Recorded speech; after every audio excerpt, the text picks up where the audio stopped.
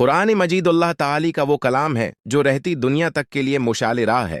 اس عظیم کتاب کا نزول انسانیت کی تاریخ کا سب سے بڑا اور اہم ترین واقعہ ہے۔ قرآن پاک کا نزول اللہ کی رحمت کا وہ مینہ ہے جس نے بنجر انسانیت کو زندگی بخشی۔ اللہ تعالی نے اس کتاب کو اپنے آخری نبی حضرت محمد مصطفی پر نازل فرمایا۔ اس کتاب کا مقصد انسانوں کو اندھیروں سے نکال کر روشنی کی طرف لانا تھا۔ نزول قرآن کا آغاز مکہ مکرمہ کی سرزمین سے ہوا۔ اللہ تعالی نے اس کے نزول کے لیے رمضان المبارک کے مقدس مہینے کا انتخاب کیا۔ رمضان کی بھی وہ رات جو 1000 مہینوں سے افضل ہے، یعنی لیلہ القدر۔ قرآن میں خود ارشاد ہے، ہم نے اسے شب قدر میں نازل کرنا شروع کیا۔ اس وقت حضور کی عمر مبارک 40 سال تھی۔ آپ مکہ سے دور غار حرا میں گوشہ نشین ہو کر اللہ کی عبادت کرتے تھے۔ غار حرا وہ مقام ہے جہاں کائنات کی سب سے سچی کتاب کی پہلی وحی آئی۔ پہلی وحی لانے کی سعادت فرشتوں کے سردار حضرت جبرائیل علیہ السلام کو حاصل ہوئی۔ پہلی وحی سورہ علق کی ابتدائی 5 آیات پر مشتمل تھی۔ اقرا بسم ربک الذی خلق، پڑھو اپنے رب کے نام سے جس نے پیدا کیا۔ یہ پہلا لفظ پڑھو اس بات کی علامت تھا کہ اسلام علم و حکمت کا دین ہے۔ پہلی وحی کے وقت آپ پر ایک خاص کیفیت طاری ہو گئی تھی۔ حضرت جبرائیل نے آپ کو سینے سے لگایا اور پڑھنے کو کہا۔ اس واقعے کے بعد نبوت کے عظیم سفر کا باقاعدہ آغاز ہوا۔ قرآن کا نزول یکبارگی ایک ساتھ نہیں ہوا بلکہ تدریجاً ہوا۔ نزول قرآن کا یہ سلسلہ تقریباً 23 سال کے طویل عرصے پر محیط رہا۔ 13 سال تک مکہ مکرمہ میں آیات اور سورتیں نازل ہوتی رہیں۔ 10 سال تک مدینہ منورہ میں وحی کا نزول جاری رہا۔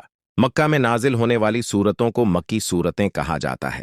مدینہ میں نازل ہونے والی سورتوں کو مدنی سورتیں کہا جاتا ہے۔ مکی دور میں زیادہ تر توحید، رسالت اور آخرت کے موضوعات بیان ہوئے۔ مکی سورتیں عموماً مختصر اور بہت زیادہ پر اثر ہیں۔ ان میں مشرکین مکہ کے عقائد کی تردید کی گئی ہے۔ مدنی دور میں اسلامی معاشرے کی تشکیل کے احکامات نازل ہوئے۔ مدنی صورتوں میں نماز، روزہ، زکوہ اور حج جیسے فرائض کی تفصیل آئی۔ نکاح، طلاق، وراثت اور لین دین کے قوانین بھی مدنی دور میں آئے۔ تدریجی نزول کی ایک بڑی حکمت یہ تھی کہ مسلمان اسے آسانی سے یاد کر سکیں۔ اگر سارا قرآن ایک ساتھ نازل ہوتا تو احکامات پر عمل مشکل ہو جاتا۔ قرآن کے نزول نے عرب کے جاہل معاشرے میں انقلاب برپا کر دیا۔ وہ قوم جو بیٹیوں کو زندہ دفن کرتی تھی، قرآن نے اسے عورت کا احترام سکھایا۔ وہ لوگ جو معمولی باتوں پر نسلوں تک لڑتے تھے، قرآن نے انہیں بھائی بھائی بنا دیا۔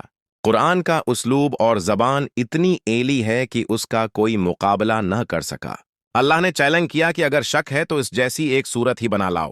بڑے بڑے عرب شعراء قرآن کی فصاحت و بلاغت کے سامنے گونگے ہو گئے۔ نزول قرآن کے دوران جب بھی کوئی آیت آتی، آپ اسے صحابہ کو سنا دیتے۔ صحابہ کرام ان آیات کو فوراً اپنے سینوں میں محفوظ کر لیتے تھے۔ بہت سے صحابہ وحی کو چمڑے، ہڈیوں اور پتھروں کی سلوں پر لکھ لیا کرتے تھے۔ کاتبین وحی میں حضرت ابوبکر، حضرت عمر، حضرت عثمان اور حضرت علی شامل تھے۔ حضرت زید بن ثابت کو کاتبین وحی میں خصوصی مقام حاصل تھا۔ وحی نازل ہوتے وقت آپ پر خاص بوجھ محسوس ہوتا تھا۔ سخت سردی میں بھی آپ کی جبین مبارک پر پسینہ آ جاتا تھا۔ بعض اوقات وحی گھنٹی کی آواز کی طرح آتی تھی جو بہت سخت ہوتی تھی۔ بعض اوقات حضرت جبرائیل انسانی شکل، حضرت دحیہ کلبی میں تشریف لاتے۔ قرآن پاک کی کل 114 سورتیں ہیں۔ اس کے 30 پارے اور 7 منزلیں ہیں۔ قرآن میں تقریباً 6 سے 66 آیات ہیں، مختلف اقوال کے مطابق۔ قرآن کا نزول انسانی عقل کی رہنمائی کے لیے ضروری تھا۔ یہ کتاب صرف مسلمانوں کے لیے نہیں بلکہ ہدی للناس و تمام انسانوں کے لیے ہدایت ہے۔ اس کتاب نے سائنس اور کائنات کے رازوں سے پردہ اٹھایا۔ نزول قرآن نے دنیا کو عدل و انصاف کا نیا نظام دیا۔ اس نے رنگ و نسل اور کالے گورے کی تمیز ختم کر دی۔ قرآن نے بتایا کہ فضیلت کا معیار صرف تقوی ہے۔ قرآن کا ایک ایک لفظ اللہ کی طرف سے محفوظ کیا گیا ہے۔ پچھلی کتابوں میں لوگوں نے تحریف کر دی تھی، لیکن قرآن محفوظ ہے۔ اللہ نے فرمایا، ہم نے اسے نازل کیا اور ہم ہی اس کے محافظ ہیں۔ نزول قرآن کے وقت پوری کائنات میں ایک نور پھیل گیا تھا۔ شیاطین کے لیے آسمانوں کے راستے بند کر دیے گئے تھے۔ قرآن کی تلاوت سے دلوں کو اطمینان نصیب ہوتا ہے۔ الا بذکر اللہ تطمئن القلوب، اللہ کے ذکر سے ہی دلوں کو سکون ملتا ہے۔ قرآن مجید کی ہر آیت اپنے اندر معانی کا سمندر رکھتی ہے۔ اس کتاب نے علم نجوم، طب، تاریخ اور جغرافیہ کے بنیادی اصول دیے۔ قرآن کا نزول انسانی اخلاق کی تکمیل کے لیے تھا۔ آپ کے اخلاق کے بارے میں حضرت عائشہ نے فرمایا، آپ کا اخلاق قرآن ہی تو ہے۔ قرآن کے نزول سے باطل کے تمام بت ٹوٹ گئے۔ उसने तौहीद बारी ताली का वो तसव्वुर दिया जो नहायत वाज़ेह और सादा है। कुरान ने साबिका अनबिया और उनकी इम्मतों के वाक़यात अबरत के लिए बयान किए। हज़रत आदम से लेकर हज़रत ईसी तक के क़िसस नुज़ूल कुरान का हिस्सा हैं। इन वाक़यात का मकसद मुसलमानों को सब्र और इस्तिक़ामत सिखाना था। नुज़ूल कुरान के दौरान मुसलमानों को हिजरत जैसे कुठन मराहिल से गुजरना पड़ा। हर मुश्किल घड़ी में कुरान की आयात तसल्ली बनकर नाजिल हुई। कुरान ने जंग के आदाब सिखाए और अमन की अहमियत बताई। उसने यतीमों, बीवाओं और मुस्किनों के हुकूक मुकर्रर किए। कुरान का नुज़ूल एक जिंदा मौजिज़ा है जो हर दौर में ताज़ा रहता है। आज भी जब कोई गैर मुस्लिम उसे सच्चे दिल से पढ़ता है तो हदायत पा लेता है। कुरान की ज़बान अरबी है, जो दुनिया की जामा तरीन ज़बानों में से है। अरबी ज़बान के इंतखाब ने कुरान की तासीर को चार चांद लगा दिए। कुरान की हर आयत में एक खास आहंग और मूसीकी है जो रूह को तड़पा देती है। नुज़ूल कुरान के ज़रिए अल्लाह ने इंसान से बुराह रास्त कलाम किया। ये अल्लाह का वो रस्सी हब्लल्लाह है जिसे थामने वाला कभी गमराह नहीं होता।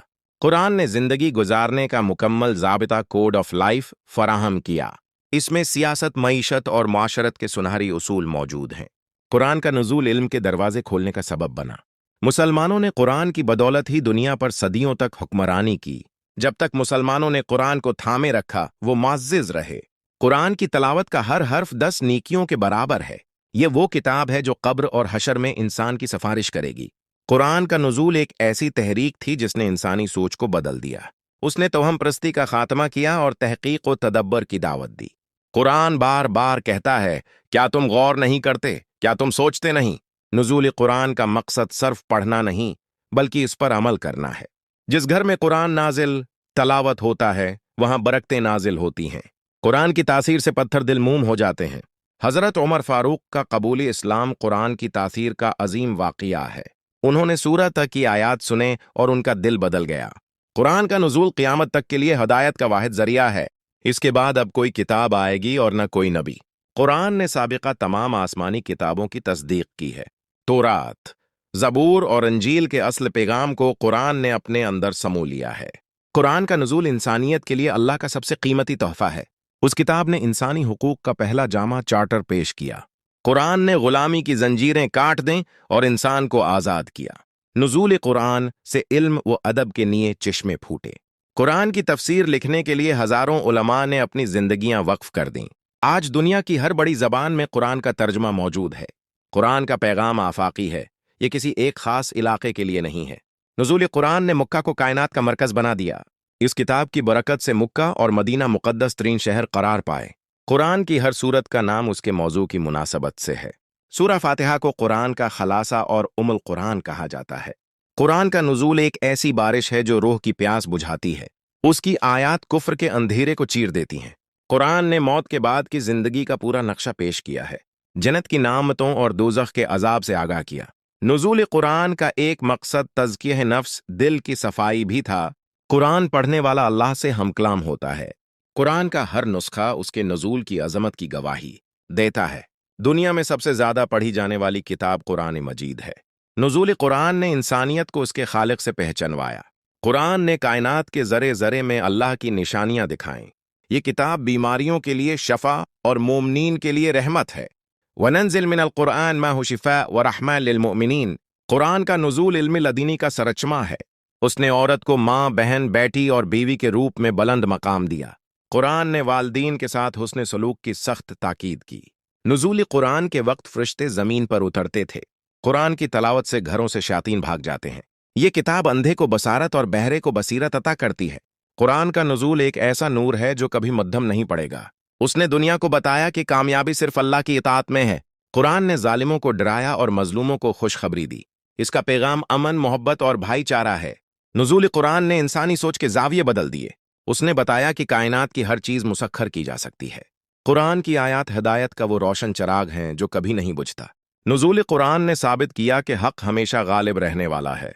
इस किताब ने झूठ, मक्कर और फरेब का पर्दा चाक किया। कुरान का नुज़ूल इंसानियत के लिए फ़ख्र का मकाम है। हम खुश नसीब हैं कि अल्लाह ने हमें उस किताब का वारिस बनाया। नुज़ूल कुरान का शुक्र अदा करने का तरीक़ा उस पर अमल करना है। कुरान को समझकर पढ़ना हर मुसलमान की जिम्मेदारी है। ये किताब क़यामत के दिन अंधेरे में रोशनी बनकर आएगी। कुरान का नुज़ूल एक दायमी मौजिज़ा है जो हर लम्हा ताज़ा है। اس کی عظمت کا اعتراف غیر مسلم مفکرین نے بھی کیا ہے۔ قرآن پاک کائنات کی سب سے عظیم اور سچی دستاویز ہے۔ دعا ہے کہ اللہ ہمیں قرآن کے نزول کے مقصد کو سمجھنے کی توفیق دے۔ آمین۔ اگر آپ کو ہماری یہ ویڈیو پسند آئی ہو تو اسے لائک کریں، اپنی رائے کا اظہار کمنٹ میں کریں اور اسے اپنے دوستوں کے ساتھ شیئر ضرور کریں۔